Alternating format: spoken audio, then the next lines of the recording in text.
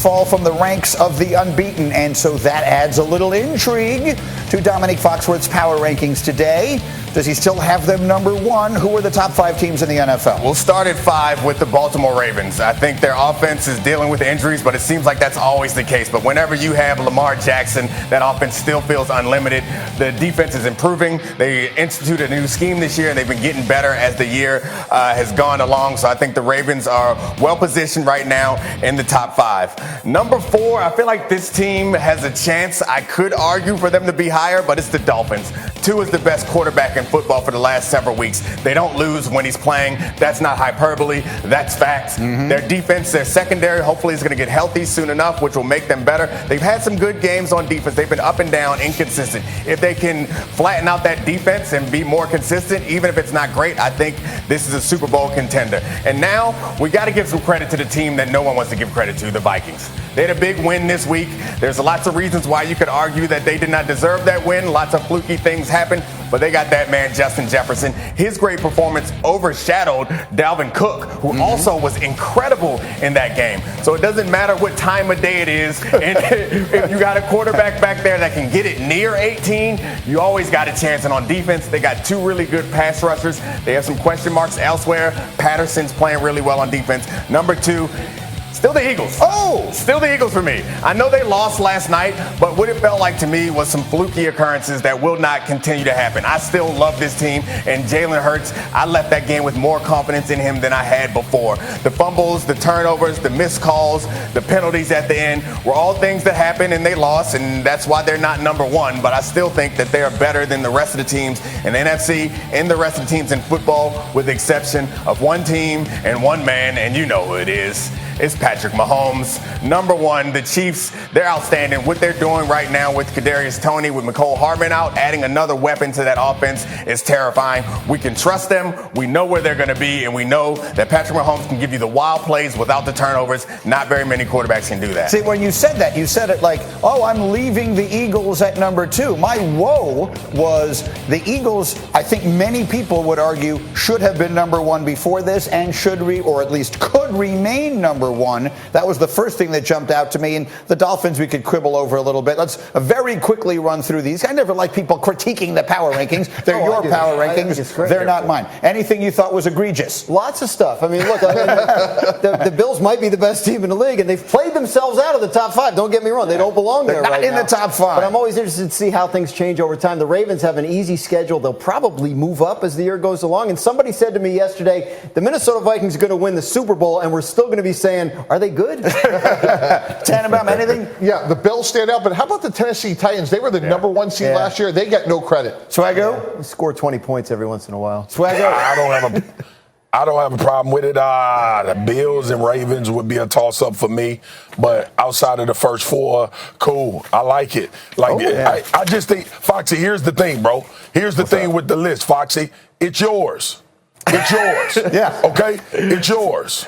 I'm here for radical transparency. If you got problems with my list, I'm down to fight you. It's just a hard thing to have a problem with when it's perfect. Just like me. I will also say, obviously, absence makes the heart grow fonder. The New York Jets clearly should have been somewhere in that top 5. Meanwhile, another team that fell out of the top 5 would be the Dallas Cowboys. They're 6-3, and their quarterback had a bit of a rough day at Lambeau Field, throwing a pair of interceptions at what turned out to be an overtime loss. Just how bad was it? Well, yesterday on First Take, Stephen A. Smith, talking with our Dan Orlovsky, had this to say about Dak. One could easily argue that when you look at the Dallas Cowboys, Dak Prescott is the weak link. What we have been lamenting is whether or not Dak Prescott can be that dude when it really, really counts, because we're still waiting after all of these years. You just brought up Cooper Rush. Right. All right, and how his QBR is 10 points higher in the same amount of games. That's an indictment when you're a star quarterback who's got paid $95 million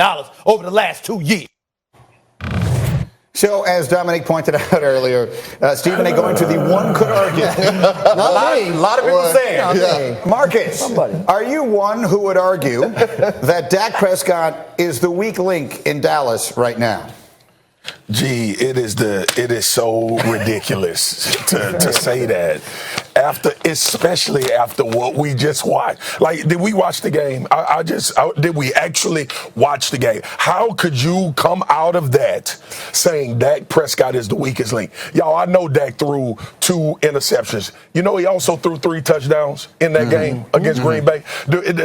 That's not mentioned. The other thing is this, and this is why sometimes I want to put hands on Dan Orlovsky. All right? He brought up Cooper Rush QBR. That would be 15 guess yards. What?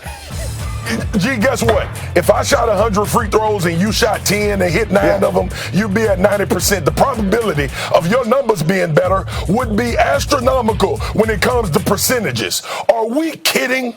Did we bring up Cooper Rush against Dak Prescott in this situation? It is so bad. It is, I'm going to tell you, it's almost like we need to find a reason to get on Dak. We need to find something to say about how Dak Prescott is playing. Bro, it's just crazy. 207 yards given up on the ground. Christian Watson wide ass open all game. The defense can't stop nobody from running the football. And we say Dak is the weakest link when Dak Prescott arguably is the reason outside of Tony Pollard and their ability to run the football why Dallas had a lead in the game.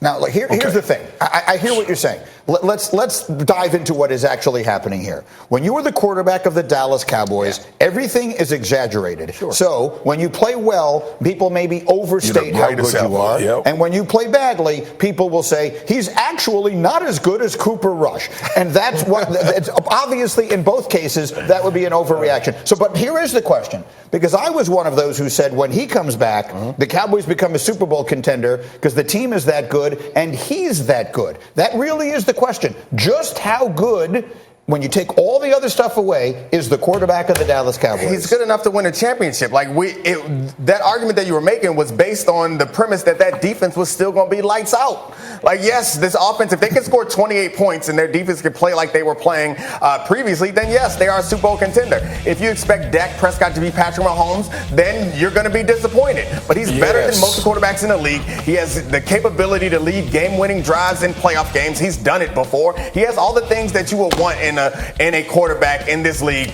to make a deep run. The problem is he's the quarterback of the Cowboys. And who are we arguing with? I want Stephen A to find that one. The one who can argue this. Get that one here because I want to talk to that one. You know who he is. He's Dan Orlovsky. Yes. And as Mike Tannenbaum jokingly said, and it was a hilarious line if it wasn't audible on TV, when Marcus said he wanted to put hands on Dan Orlovsky, Mike T said, well, that would be a 15-yard penalty, which is extremely funny. But anyway, Mike T, if you're the general manager in Dallas, and again, that's a unique circumstance because the general manager is I would be buying art for $5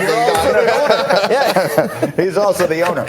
But all kidding aside, would you be having a conversation with the offensive coordinator and saying, listen, I know you get tempted because we had Cooper Rush and we were handing the ball off all the time because we didn't have any other choice. It was working. And in this game, it was working too. But you see the potential because Dak can be so good and you get tempted to do things that really are not playing into our strength. Absolutely, Greeny. And the axiom of you pass to score and you run to win. They were up 14 points in the fourth quarter and they ran the ball 6 times. That is not good enough. I am with Neek.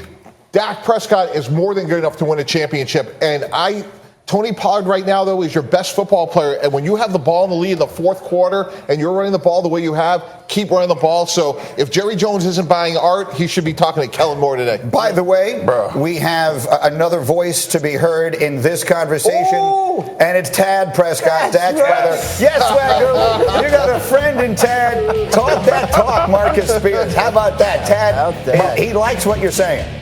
Tad, my guy, we don't agree on everything. We have our back and forth. I love dude. But the reality is, in this situation, Tad, I'm going to talk that talk because it's the truth, bro.